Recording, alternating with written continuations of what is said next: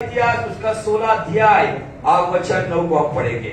जो वचन के ऊपर हम पिछले लगातार कितने सप्ताह अध्ययन और मनन कर रहे हैं, और यही वचन है जो हमें आशीषित कर रहा है और हमारे जीवन को कहीं ना कहीं सोचने पर मजबूर कर रहा है, क्या सच में खुदा की नजरों में हमारा योग्य स्थान है क्या?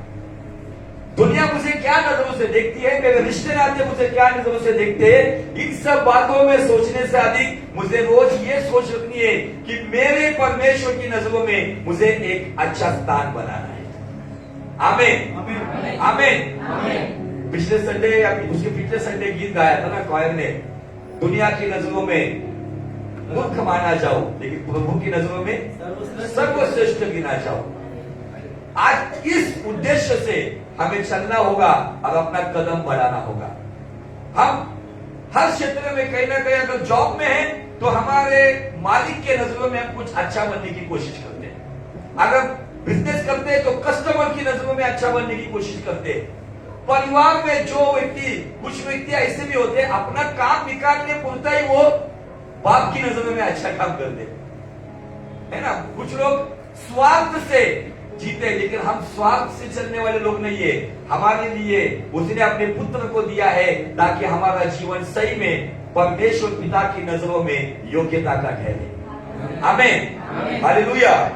और आज प्रभु भोज है, सभी तैयारी से हम वचन के अनुसार अपने जीवन को तैयार करेंगे, क्योंकि हम लोग धर्म के कर्म के अनुसार प्रभु भोज देते हैं, लेकिन प्रभु भोज कोई प्रकार का धर्म का कर्म नहीं है। तो प्रभु भोज यीशु मसीह के द्वारा दिया गया आज्ञा पालन है, तो उसके वचन के अनुसार ही उसको लेना है।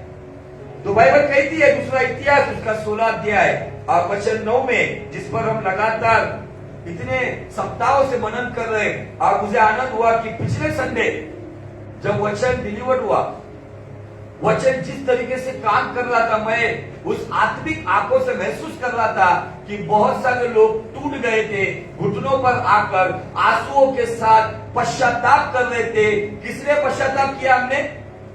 हमने हमारा पहला प्यार खो दिया। उस पहले प्यार को फिर से हासिल करने के लिए हमने पश्चाताप किया। और मैं फिर से बताना चाहता हूं, पश्चाताप स्वर्ग जाने के लिए मत करो,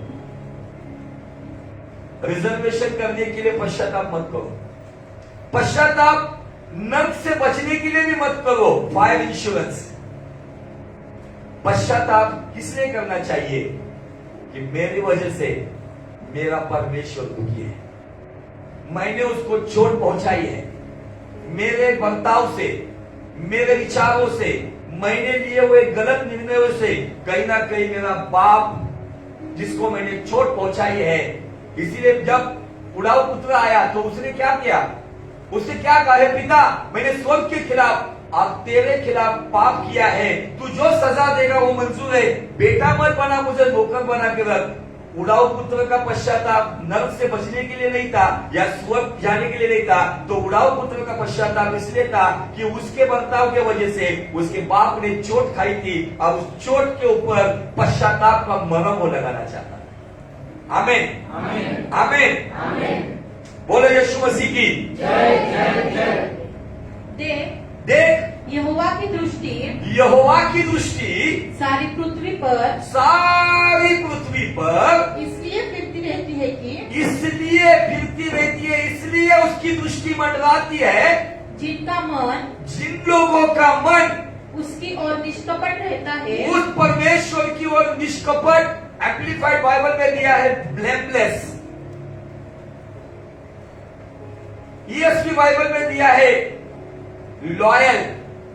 जिनका मन परमेश्वर की दृष्टि में अगर निष्कपट है, मराठी दिले सात्विक, जिनका मन परमेश्वर की दृष्टि में ब्लेमलेस, लॉयल, निष्कपट, सात्विक है, सहायता में उन लोगों की सहायता की जाती है। बहुत सारे लोग कहते हैं कि हमारी प्रार्थनाओं का जवाब नहीं मिल रहा है, हमारे जीवन में हम देख रहे काम नहीं हो रहा है। कहीं ना कहीं हमें ये देखना है क्या परमेश्वर की दृष्टि में मेरा जीवन सही तरीके से क्या निष्कपट, ब्लेमलेस, लॉयल या सात्विक है। अगर वैसा है तो मुझे कुछ गिड़गिड़ाने की जरूरत नहीं है। बाइबल कहती है जो लोगों का मन परमेश्वर की दृष्टि में ऐसा है, उनकी सहायता में वह अपनी सामर्थ्य दिखाएगा। वह अपनी सामर्थ्य दिखाएगा।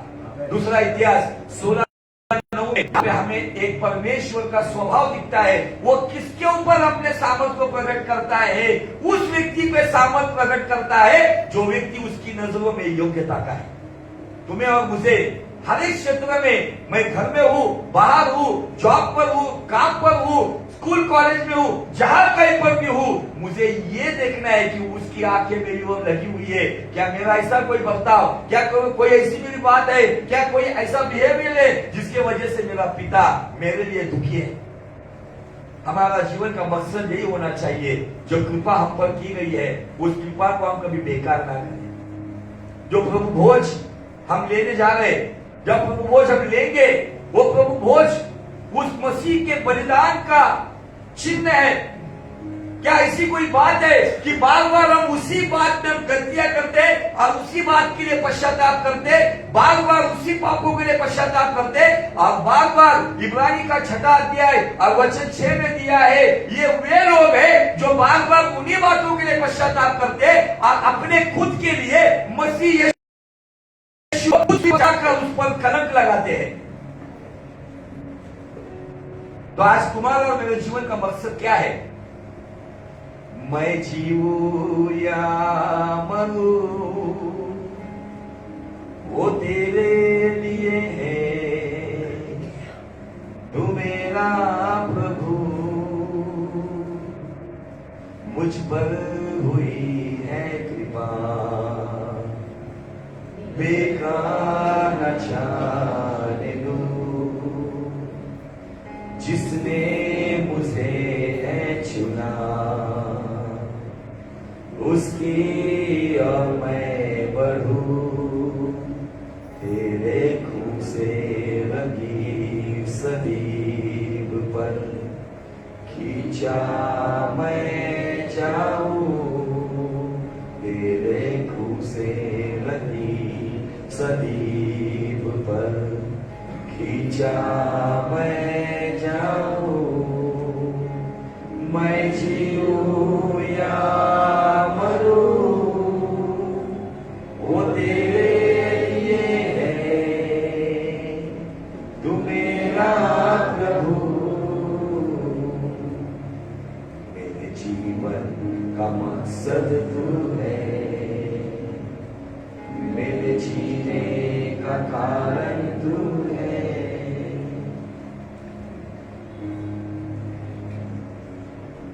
अगर इस गीत में जो शब्द है, मैं हमेशा उस शब्दों को दोहराता हूं कि प्रभु ऐसा कुछ ना हो मेरे हाथ से कि मुझ पर जो कृपा हुई है वो मेरे बात करने से, मेरे बर्ताव से, मेरे डिसीजन से ऐसा कुछ ना हो कि जिसके वजह से जो कृपा मेरे लिए 2021 साल पहले उस क्रूस के ऊपर गलवरी के राह पर किया है वो व्यर्थ ना हो। ये मेरे जीवन का मकसद है। अगर इस मकसद को याद रखकर आप अगर जियोगे तो मुझे आपको ये बताना है कि आपका कदम टेढ़ा मेढ़ा कभी नहीं गिरेगा। दाहिनी ओर से बाईं ओर से नाना प्रकार की आकर्षक बातें आएगी, सारी मोहित करने वाली बातें आएगी, लेकिन आप के ऊपर उसका प्रभाव नहीं पड़ेगा। अगर आपको ये बात आपके जहन में अगर आपने रखी है कि ऐसा कोई काम मैं नहीं करूंगा कि जिसकी वजह से जो कृपा मुझ पर की गई है वो कृपा व्यर्थ हो। अगर कोई बाप अपने बच्चों के लिए अगर कुछ मेहनत से कुछ करता है और वो बच्चे उस मेहनत से किया हुआ उन सब बातों को उड़ा देते और व्यर्थ करते, तो उस बाप को कितनी तकलीफ पहुंचती होगी। अगर जब आप और मैं ऐसी कुछ गलती करते हैं जिसकी वजह से हम पिता को दुखी करते हैं और पुत्र का बलिदान व्यर्थ करते हैं, तब उस पिता को कितना दर्द होता होगा कि उसने आपके और मेरे लिए अपने पुत्र को उस सूली पे बलिदान किया। Hallelujah, hallelujah. तो परमेश्वर की नजरों में एक अच्छा स्थान कैसे बनता है, तो उस पर हम अध्ययन कर रहे। हमारे निर्णय, आवर डिसीजंस, हमारे निर्णय मायने रखते हैं कि वही निर्णय की वजह से परमेश्वर, जब हमारे निर्णय परमेश्वर के पक्ष में, उसको खुश करने वाली बातों में है, तो हमारी इज्जत, हमारी अहमियत खुदा की नजरों में बढ़ती जाती है। जब हमारे निर्णय गलत हो जाते हैं, हम संसारिक बातों के निर्णय ले लेते हैं। अगर मुझे पता है कि परमेश्वर को ये बात अच्छी नहीं लगती है, लेकिन मैं संसार के लिए, अपने रिश्ते नातों के लिए, अपनी खुद की मर्जी और इच्छा और खुशी के लिए जब मेरा निर्णय अगर देह में या शरीर में आता है, तो ये निर्णय पिता की दृष्टि में हमारे लिए हमारी जगह गंवाने का काम करती है। इसलिए हमने अब्राहम के 3 निर्णय देखे हैं, अभी हम इसहाक का तीसरा निर्णय देख रहे हैं। अब्राहम के वो 3 निर्णय थे कि उस पहले निर्णय में वो परमेश्वर की वाणी को सुनकर शकेम में दर्शन पाया। वहां से आगे उसने परमेश्वर के लिए दूसरा निर्णय लिया, लूट को छोड़ दिया, लूट अपने जगह पे चले गया और अब्राहम हेब्रोन में आ गया। हेब्रोन में वो परमेश्वर का मित्र बन गया और मलकीसदेक यीशु मसीह का जो स्वरूप वहां पे उसका दर्शन उसने पाया और दुनिया का पहला 10वां अंश वहां पे दिया गया और दुनिया का पहला प्रभु भोज वहां पे मलकीसदेक ने अब्राहम को दिया। अब्राहम ने उसे अपना 10वां अंश दिया और मलकीसदेक ने उसे दाखरस और रोटी दी। ये दुनिया का पहला 10वां अंश और ये दुनिया का पहला प्रभु भोज है जो हमें हेब्रोन के पास दिखता है।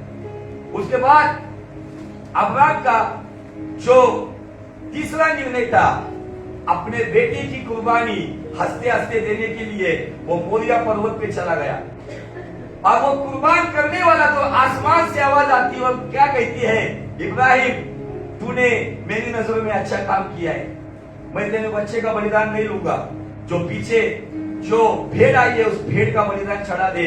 वो अब्राहम का तीसरा निर्णय था और इसहाक का पहला निर्णय था।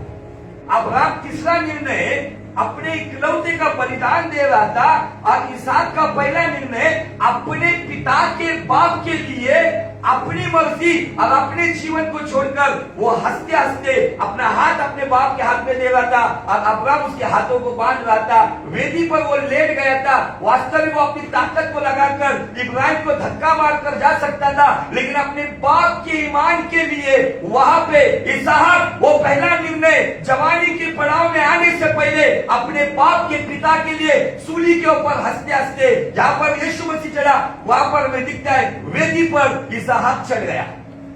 यह इसहाक का पहला निर्णय था। इसहाक का दूसरा निर्णय में देखा कि जब वो गरार में था, उत्पत्ति के 26 अध्याय की शुरुआत में एक बड़ा अकाल गिर गया और उस अकाल के दरमियान सारे लोग मिस्र की ओर नीचे जा रहे थे। इसहाक ने भी वही प्लान किया, क्यों नहीं करेगा। 2 बच्चे थे छोटे छोटे, ईसाव और याकूब। उसकी बीवी ने कहा होगा कि पानी खत्म है, खाना खत्म है, लोग मिस्र की ओर चल रहे, चलो हम भी चलते।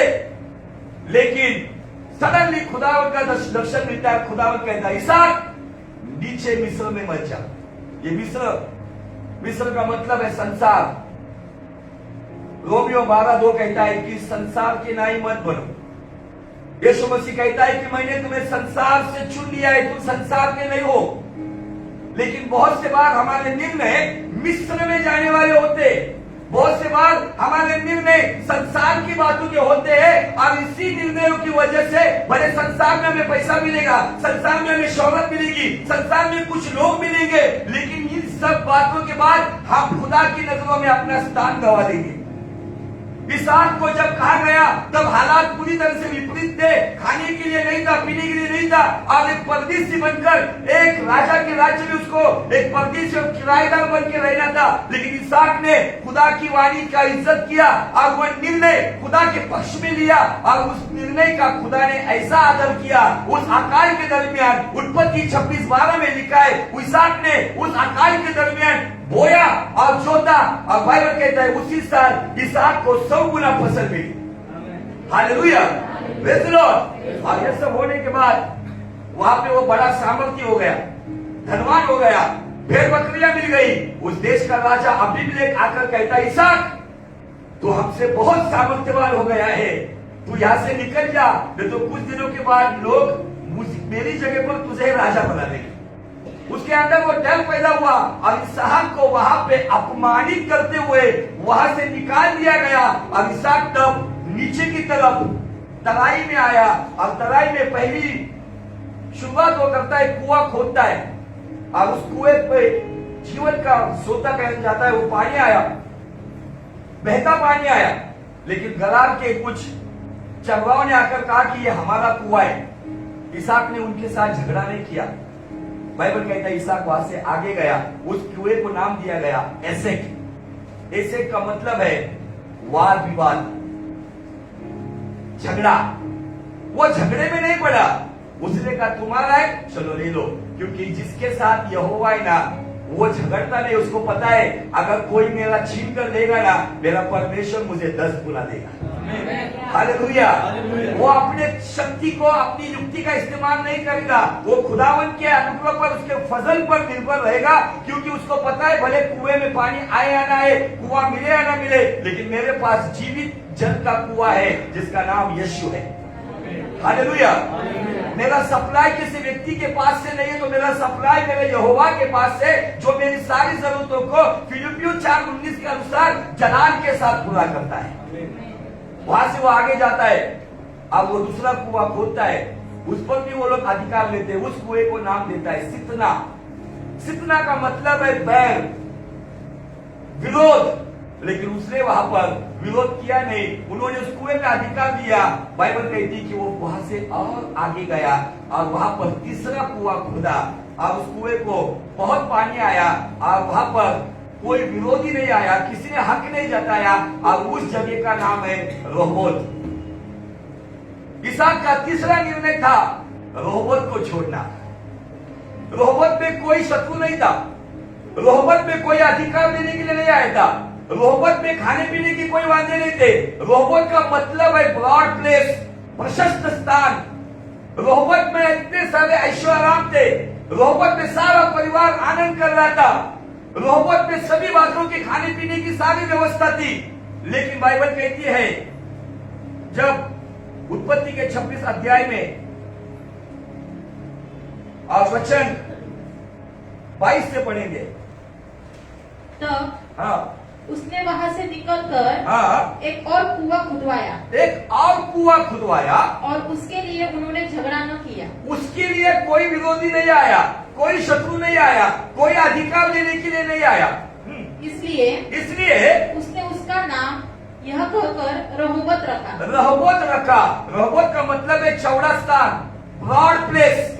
आगे, अब तो यहोवा ने हमारे लिए बहुत स्थान दिया है, अब यहोवा ने हमारे लिए बहुत बड़ा स्थान दिया है और हम इस देश में फूले फलेंगे। हम इस देश में फूले फलेंगे। ओके, अब ये होने के बाद 23 वचन क्या कहता है, देखो। वहां से इसहाक बेर्शेबा को गया। अभी सवाल मेरा ये, जहां पर हम पिछले संडे रुके थे, सब कुछ ठीक चल रहा है, खाने के लिए भरपूर है, पीने के लिए पानी भरपूर है, उधर उसका परिवार फल रहा है, फूल रहा है, कोई शत्रु नहीं है, एकदम मजानी लाइफ, कोई विरोधी नहीं है, किसी प्रकार की दिक्कत, किसी प्रकार की समस्या नहीं है। तो सवाल यह उठता है, इतने अच्छे कंफर्ट जोन में रहने के बावजूद इसहाक ने रोहोबोत क्यों छोड़ा? अब जब वो छोड़ने का निर्णय लिया होगा, जैसे हमने पिछले वक्त देखा कि मिस्र ना जाने की वजह से निश्चित परिवार में झगड़ा हुआ, वैसे ही रोहोबोत छोड़ने के ऊपर से रात भर झगड़ा हुआ होगा। नहीं, कैसे क्या जाएंगे हम, चल रहा है ना अच्छा, भी यहाँ पे पानी है, लोकल चाकर है, एकदम मस्त चल रहा है, खाने के लिए फसल अच्छी आ गई है, पानी भरपूर है, और सबसे बड़ी बात कहा होगा एसाव ने, यहाँ पे कोई शत्रु भी नहीं है, हमारा ही राज्य यहाँ पे। रोहोबोत कैसा छोड़ेंगे हम? कोई छोड़ेगा क्या? सब कुछ अच्छा चल रहा है, रोहोबोत छोड़कर। और मैं आज थोड़ा सा जनरल नॉलेज के लिए बताना चाहता हूं, रोहोबोत से वो बेर्शेबा गया, लेकिन बेर्शेबा रोहोबोत से कितना कठिन यात्रा है, कितना कठिन सफर है पता है? जमीन से रोहोबोत 32 किलोमीटर ऊंचा है। कितना? 32 किलोमीटर ऊंचा है। ऐशो आराम में रहने वाले लोग, खाना है, पीना है, सब कुछ मस्त चल रहा है, लेकिन निर्णय लिया रोबोट छोड़ना है, बेरशेबा में जाना है। आज बहुत सारे लोग बेरशेबा में आकर सुस्त हो जाते हैं। शुरुआत के समय में जब परिस्थितियां नहीं बदलती, तब हम एक चर्च नहीं, हम 4 चर्च के चक्कर काटते हैं। जब आशीष नहीं मिलती है, दिल के जैसा नहीं होता है, हम बहुत प्रार्थना करते हैं, उपवास करते हैं, लेकिन सब परिस्थितियां जब बदलती है, जब नौकरियां मिलती है, बिजनेस बढ़ता है, बच्चे नहीं होते, जब बच्चे हो जाते हैं, हम उस रोबोट में आ जाते हैं। और उस रोबोट में परमेश्वर कहता है, मेरे बच्चे कभी आएगा बेरशेबा में। ये बेरशेबा क्या है? ये बेरशेबा मैंने लास्ट टाइम बताया, बेरशेबा इसहाक का पहला प्यार है। आप कहेंगे कैसा? गरार में इसहाक का जन्म हुआ और बेरशेबा में वो छोटे से बड़ा हुआ।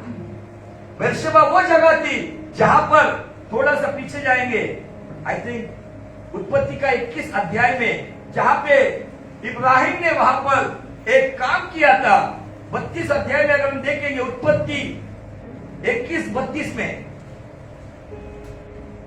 31 जब हाँ। उन्होंने बेरशेबा में परस्पर वाचा बांधी, वहां पर इब्राहिम ने और अबीमेलेक कहलाने वाले राजा ने एक दूसरे के साथ वाचा बांधी या एग्रीमेंट किया।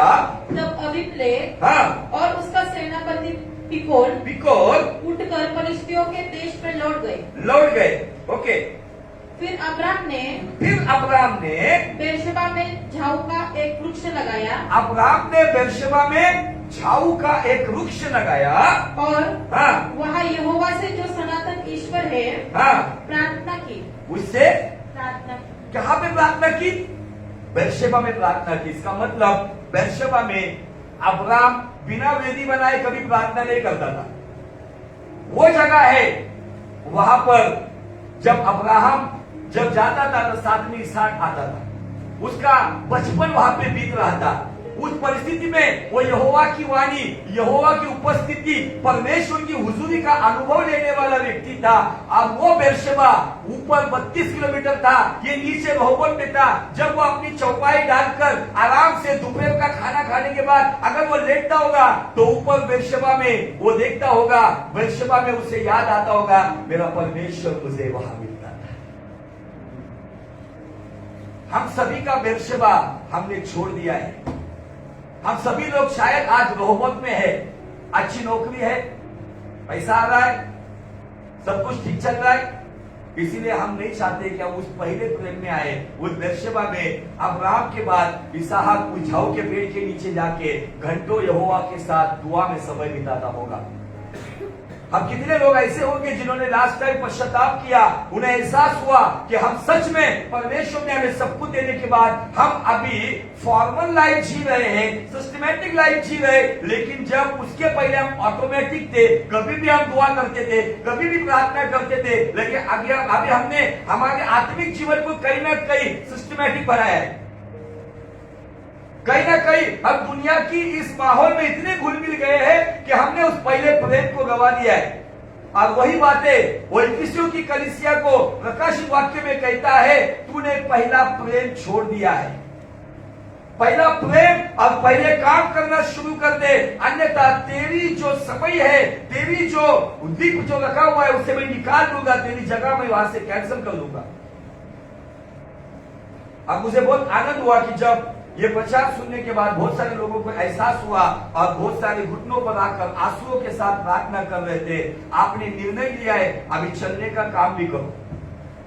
जिस तरीके से हम पहले शुरुआत के समय में हम किस तरीके से प्रभु के राह पे चलते थे, कैसे उसकी सेवकाई करते थे, कैसे लोगों को हम चर्च में लेकर आते थे, कैसे हम जीवन जीते थे, कैसे हम प्रार्थना में समय बिताते थे, अभी हमारा ज्यादा से ज्यादा समय ये डिजिटल वर्ल्ड ने ले लिया है। कोई टीवी में व्यस्त है तो कोई मोबाइल में व्यस्त है। लेकिन पहले जो पहला प्यार हमारा था, उसके सामने हमारे ऊपर इन बातों का कुछ असर नहीं होता था। हमें पागलपन चढ़ा हुआ था खुदा के साथ संगति करने का। वो है बेरशेबा का पहला प्यार। इसहाक वहां पे खाने के लिए बहुत था रोबोट में, लेकिन उसको वो निवाला उसके हलक के नीचे नहीं जा रहा था। क्यों पता है? वो खाना तो मिल रहा था, लेकिन खुदा की हुजूरी बेरशेबा में थी। उससे रात को निर्णय लिया होगा कि रेबेका को कहा होगा, याकूब को और एसाव को बिठाया होगा, बच्चों सुनो, बीवी को कहा होगा डार्लिंग हमें मोहब्बत छोड़ना होगा। बड़ा हंगामा हुआ होगा, कैसे क्या छोड़ने का, अगर अच्छी नौकरी है ना कैसे क्या छोड़ने का। लेकिन अगर उस नौकरी पे अगर मुझे गलत काम करना है तो ऐसी नौकरी छोड़ दो, खुदा मुझसे बेहतर नौकरी देगी। अगर कोई गलत व्यवसाय हम कर रहे जहां पर हम टोपी लगाने का, टोपी पहनाने का काम कर रहे तो वो व्यवसाय भी छोड़ दो, परमेश्वर मुझसे बेहतर व्यवसाय देगा। धन ये पाप नहीं है। तीमुथियुस को पौलुस कहता है धन का लालच पाप है। हालेलुया। धन होना चाहिए, लेकिन धन होने के बाद हमारा जीवन परमेश्वर के साथ स्थिर होना चाहिए। मैं जब फर्स्ट टाइम इस प्रचार को जब तैयार कर रहा था, मैं बहुत गहरी सोच में पड़ गया था कि प्रभु इसहाक क्यों छोड़ रहा है रोहबोत। आज के डेट में बहुत सारी कलीसिया सेटल हो गई। आज के डेट में बहुत सारे पास्टर रोहबोत में है, BMW कार, करोड़ों रुपए के बंगलों में, रोज नए नए कपड़े, ऐशो आराम की जिंदगी, एसी का लाइफ। मुझे तो इतना खराब लग रहा था उस लॉकडाउन के दरमियान कुछ हाई फाई पास्टर लोग किचन में से लाइव आ रहे थे और कह रहे थे कि आज मैं चिकन हैदराबादी बना रहा हूं मेरी स्वीट वाइफ के लिए। रोहबोत में अच्छे अच्छे लोग घुल मिल गए। रोहबोत हमें आलसी बनाता है। रोहबोत हमें ऐशो आराम की जिंदगी, क्रूस उठाने का संदेश रोहबोत में अच्छा नहीं लगता है। सुसमाचार बताने का संदेश मुंह पर 12 बजाता है। समर्पण करने का संदेश रोहबोत में भाता नहीं है, क्योंकि रोहबोत में सारा ऐशो आराम है। लेकिन इसहाक हमें संदेश दे रहा है, उस जमाने में उसने रोहबोत को छोड़ा और बेर्शेबा का इतना कठिन सफर करते हुए 32 किलोमीटर ऊपर चला गया। 32 किलोमीटर का ऐसा सफर उसने किया। रास्ते में उसको कितने बार रेबेका ने उसको टोका होगा। अच्छा चल रहा था रोहबोत में, ये बाबा को कुछ समझता नहीं है, रोहबोत छोड़कर बेर्शेबा में लेके जा रहा है। ऐसा बोलता गया, पप्पा को समझता नहीं है। वो चढ़ते वक्त पीछे देखते होंगे, रोहबोत की सारी याद उनको आती होगी, उनका घर दिखता होगा, वो कुआं दिखता होगा, लेकिन वो ऊपर जाकर उनको पानी खत्म हुआ होगा। वो कहता होगा ऐसा अभी भी पीछे चल पप्पा, रोहबोत अपना ही है, कोई आया नहीं अभी भी। लेकिन इसहाक अपने निर्णय पर अटल था।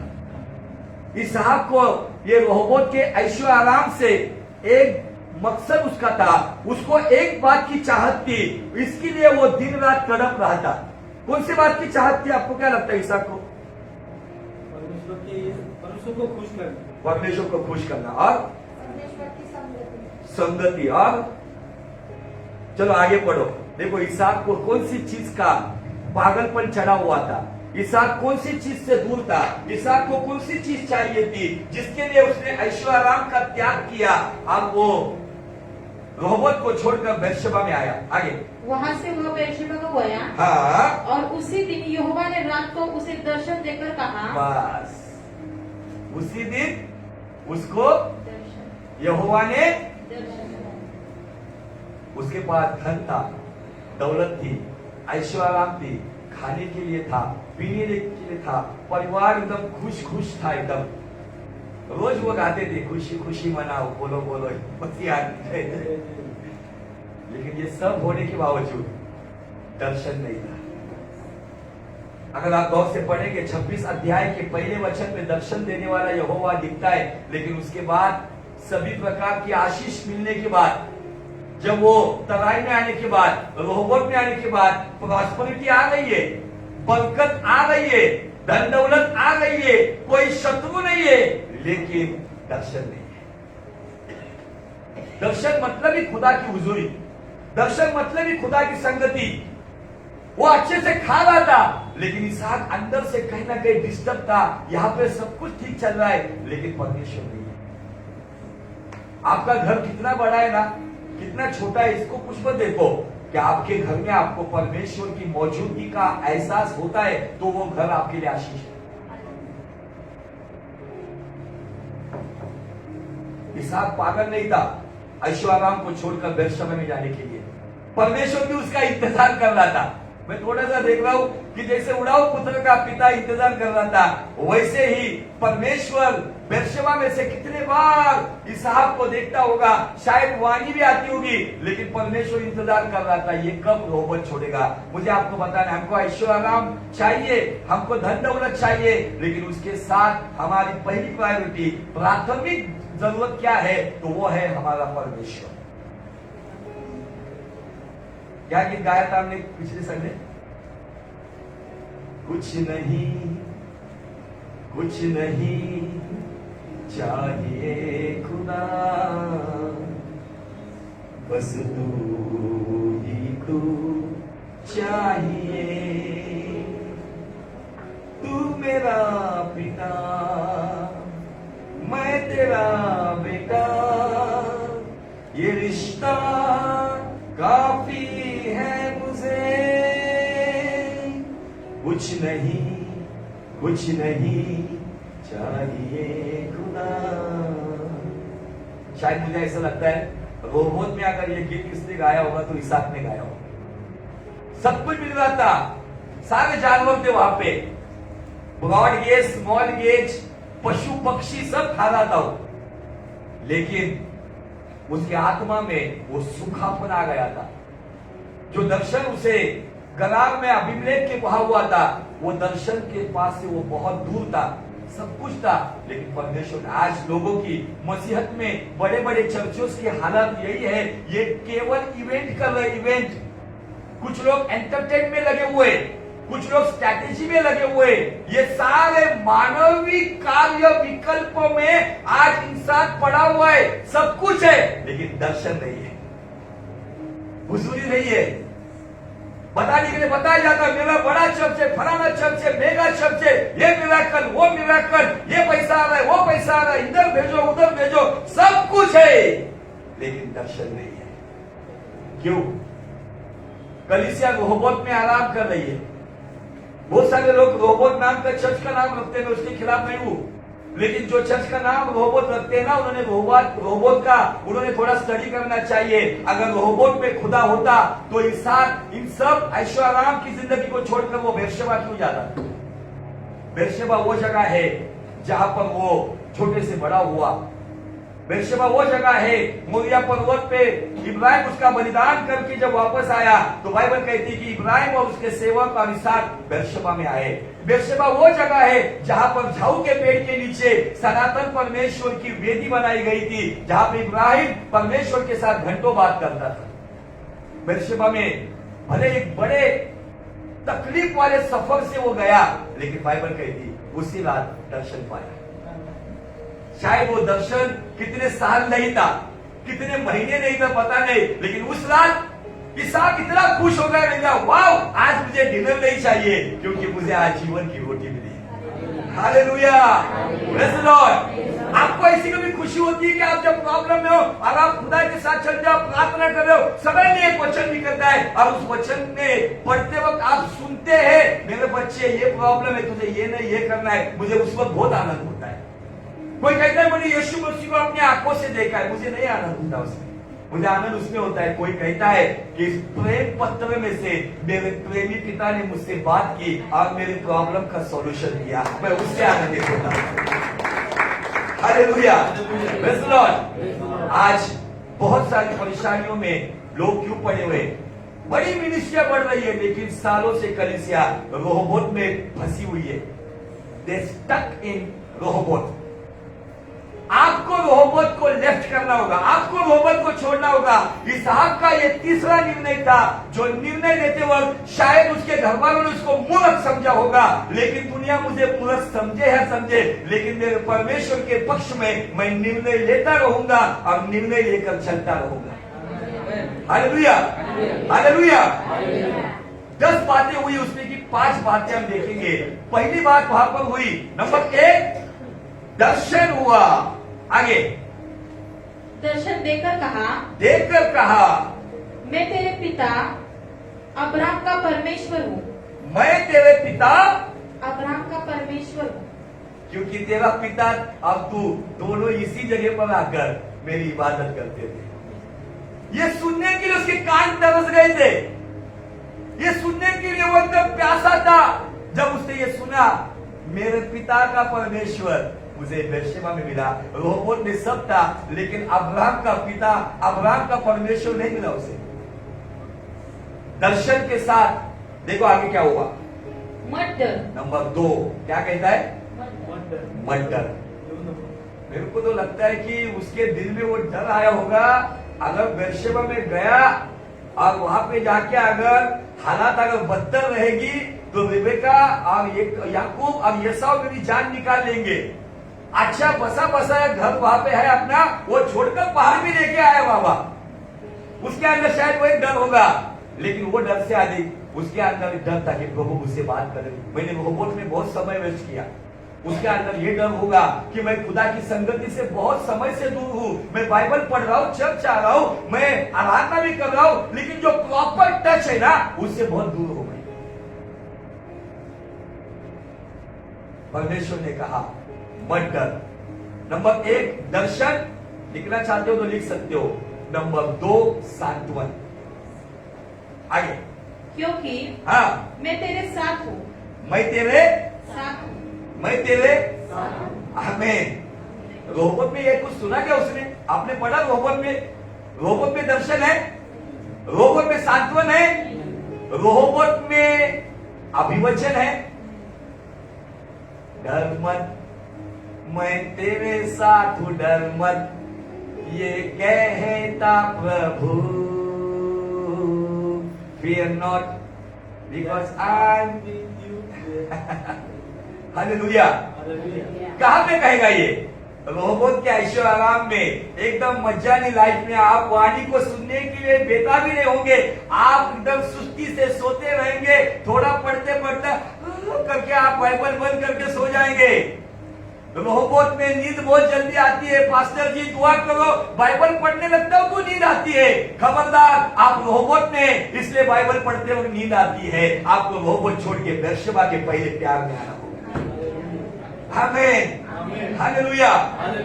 बहुत सारे लोग कहते हैं ना, क्या बोलूं, पहले मैं बाइबल घंटे घंटे पढ़ती थी, घंटे घंटे पढ़ता था, लेकिन अभी जैसे बाइबल खोलती हूँ ना मुझे झपकी लगती है। लेकिन मैं 2-2, 3-3 घंटा यूट्यूब पे बैठती हूँ। जागरूक हो जाओ कलीसिया, रोहोबोत को आज त्यागना होगा। जब आप रोहोबोत को त्याग कर, क्या पढ़ा आपने?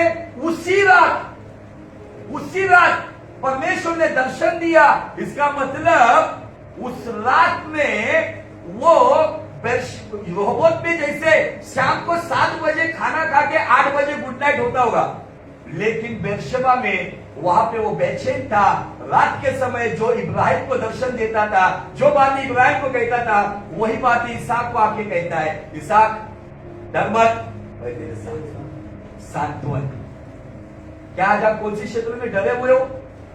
आपके पास धन है, दौलत है, नौकरी है, सब है, इन सब बातों के बावजूद भी आपके अंदर डर है, खुदा की वाणी आपके पास से दूर है, आपकी प्रार्थनाओं का जवाब नहीं मिल रहा है, तो आपको आपका रोहोबोत थोड़ा झटक कर निकलना होगा। कुछ लोगों का रोहोबोत बिस्तर पे ही बहुत घंटे जाते होंगे, उसको झटकना होगा। समय बर्बाद हो रहा है। इफिसियों के कलीसिया को पौलुस कहता है समय का सदुपयोग करो, क्योंकि आने वाले दिन खराब है। दूसरी बात सांत्वन। आगे। और हाँ, अपने दास अब्राहम के कारण, अपने दास अब्राहम के कारण तुझे आशीष दूंगा। Number 3 blessing. नंबर 3 ब्लेसिंग, आशीष। दर्शन, सांत्वन, आशीष। आगे। और तेरा वंश बढ़ाऊंगा। नंबर 4 अभिवचन, प्रतिज्ञा। क्या है ये बात? रोहोबोत में थी, बेर्शेबा में भी।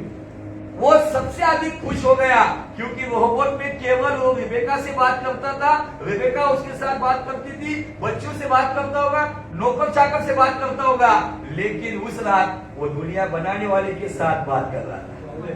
Hallelujah, praise the Lord. Number 4 पे लिखता है प्रतिज्ञा, प्रॉमिस। कहां पे आया? बेर्शेबा में। आगे। तब उसने वहां एक वेदी बनाई। सवाल यह है, क्या रोहोबोत में वेदी बनाई? सवाल यह है कि रोहोबोत में ऐश्वर्याराम में वेदी बनी? कभी कभी परमेश्वर हमें रोबोट छोड़ने के लिए मजबूर करता है। कभी कभी हमारे अच्छे काम में, हमारे अच्छे परिवार में सब कुछ ठीक चलते चलते कुछ आंधी तूफान आ जाते, वो इसलिए आते कि हम रोबोट को छोड़कर बेर्शेबा में आए, क्योंकि बहुत सारे परिवार केवल नाम के परिवार है जिनके घर में प्रार्थना की वेदी नहीं बनती है। वो वेदी रोबोट में इतने समय में था वो, लेकिन वो वेदी रोबोट में नहीं थी, लेकिन वेदी बेर्शेबा में बनी। बेर्शेबा में उस वेदी का निर्माण हुआ। ये 5 बातें मैं यहां पर बताकर रुक रहा हूं। क्या ये 5 बातें रोबोट में है? दर्शन है, सांत्वन है, आशीष है, प्रतिज्ञा है, वेदी है? नहीं है। आप लोग जिन्होंने पिछले संडे पश्चाताप किया है, परमेश्वर अगर वो सही पश्चाताप है ना, तो जो इसहाक के साथ हुआ है वो आज से आपके साथ होगा। जो अनुभव पहले किया करते थे, स्टार्ट के समय में खुदा की हुजूरी का महसूस आप करते थे, लेकिन कितने सालों से, कितने महीनों से वो महसूस नहीं हो रहा है, इसका मतलब आने वाले दिनों में आपको अभी हुजूरी, प्रेजेंस ऑफ गॉड का फीलिंग आना शुरू होगा। अगर प्रेजेंस ऑफ गॉड, परमेश्वर की हुजूरी जब आती है ना, तो दुष्ट की कोई शक्तियां मेरे घर में प्रवेश नहीं कर सकती। अगर दुष्ट की शक्तियां मेरे आसपास आ रही है, तंत्र मंत्र मेरे आसपास आ रहा है, अंधकार की शक्ति तकलीफ दे रही है, बीमारियां बढ़ती जा रही है, इसका मतलब कहीं ना कहीं मैं दर्शन से, मतलब खुदा की हुजूरी से दूर हूं, और कहीं ना कहीं रोबोट से मैं फड़ा हूं। मुझे रोबोट छोड़कर बेर्शेबा में आना है, एक निर्णय लेना है। इसहाक का ये तीसरा निर्णय हमें दिखता है, जिस निर्णय में परमेश्वर ने उसके निर्णय की कदर की और उसको आशीष किया, दर्शन दिया, सांत्वन दिया, आशीष दिया, प्रतिज्ञा दी और उसके साथ वेदी बनाने के लिए तैयार किया। हमारी प्रार्थना की वेदियां बनी है क्या? जो पहले देखते 2-2 घंटा, 1-1 घंटा दुआ करने वाले, क्या 5 मिनट की प्रार्थना में शॉर्टकट लेकर तो नहीं जा रहे? तो आज बेर्शेबा के पहले 5 आशीष मैं आपको बता रहा हूं। अगर आपको इस अनुभव में चलना है तो आपको लेफ्ट योर रोबोट, छोड़ दो अपने रोबोट को। इसका मतलब काम धंधा छोड़ना ये नहीं, हमने जो हमारा टाइम फालतू चीजों में बर्बाद कर रखा है ना, उन चीजों को छोड़ दो। एक रोबोट हमारे हाथ में ही रहता है, उस रोबोट में कुछ लोग रात रात भर बैठे रहते हैं चैटिंग में। कुछ लोग होते हैं, by the grace of God Lord give me this mobile, you sit for, photo में डालते ब्लेसिंग। मैं ब्लेसिंग नहीं कहता हूं, कर्स। देखते होंगे ना आप फेसबुक पे, आपके फ्रेंड मोबाइल का फोटो का वो बॉक्स का फोटो निकाल के ब्लेसिंग। कुछ लोग का भी नया पैटर्न आया है, क्या बोलते हैं, न्यू फैमिली मेंबर। गाड़ी लिया, न्यू फैमिली मेंबर, मोबाइल लिया, न्यू फैमिली मेंबर। अरे ये निर्जीव बातें हमारे फैमिली मेंबर है क्या?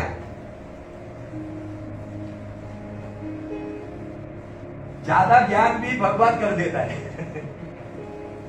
अज्ञान भी बर्बाद करता है, ज्यादा ज्ञान भी बर्बाद करता है, इसलिए ज्ञान भी न्यूट्रल नहीं चाहिए। कभी तो हंसने आता है मुझे, कुछ लोग डालते फैमिली मेंबर, लेकिन घर का जो फैमिली मेंबर है उससे फिलहाल तो 12 बजे हुए है ना। ये ब्लेसिंग नहीं है, ये उल्टा आपको कहीं ना कहीं शत्रु का बनाया हुआ शिकंजा है, जहां पे आपका टाइम बर्बाद करने का प्लान किया जा रहा है। क्या आज हम तैयार हैं फिर से बेर्शेबा में आने के लिए? 32 किलोमीटर का एक तकलीफ वाला सफर इसहाक, रेबेका, एसाव और याकूब ने किया।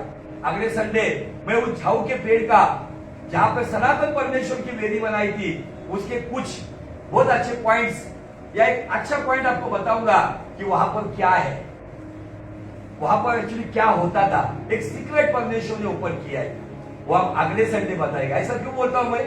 क्योंकि आपको आदत है अगले कल कौन सा बात दिखाने वाले सीरियल पे छोटा सा टाइटल बता दे, अरे उधर हे दाखवणार है, तब आप बहुत एक्साइट हुए थे।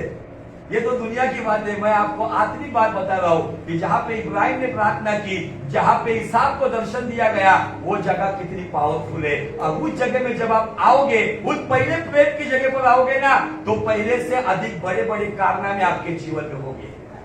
आमीन, हालेलुया, प्रेज़ द लॉर्ड। आइए अपने आप को बंद करते हुए परमेश्वर के साथ फिर से एक बार जानबूझकर अनजाने में जो गलतियां करते हुए हम रोबोट में ही फंसे हुए हैं।